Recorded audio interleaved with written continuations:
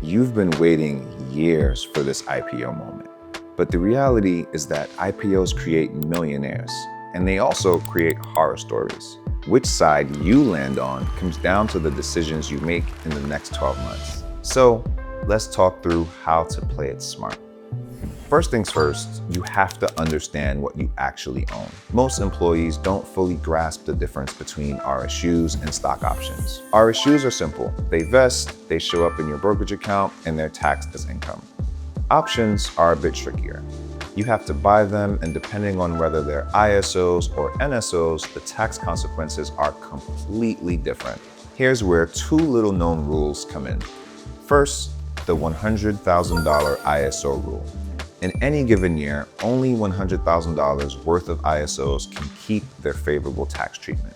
Anything above that automatically switches to NSOs, which are taxed less generously. Most people don't realize this until it's tax season, and that can sting a bit.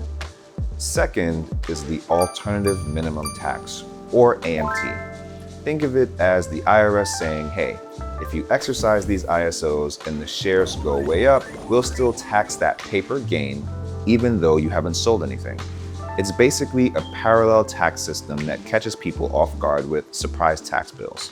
The bottom line is this: the type of stock options you have and when you exercise them matters a lot, more than most employees expect.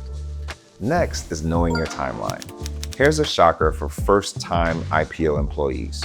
You can't usually sell your stock on day one of being a public company. There's a lockup period, which is typically around 6 months, and even after that, you can only sell during approved trading windows.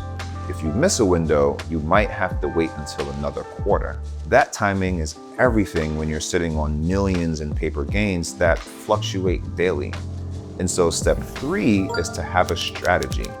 In many cases, this is $1 million decision, literally.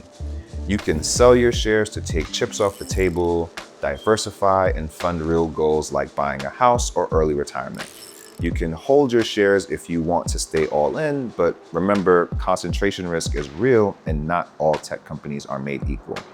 Zoom, Lyft, Peloton, they all hit big all-time highs soon after the IPO and never returned to any of those peaks as of today. Your third option is to hedge. If you've got a big position, you can use strategies like collars or protective puts to protect yourself while still participating in the upside. It's like buying insurance for your stock. You don't have to go all in any direction, but maybe you decide to sell 50%, hold 20% for the long term, and hedge the remainder.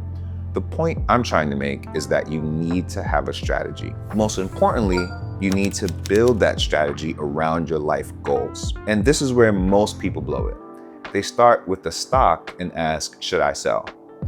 I challenge you to flip the script. Start with your life. Do you want to buy a home in 3 years, pay off student loans, fund your kids' college, travel for a year? Those priorities tell you how much you need to sell.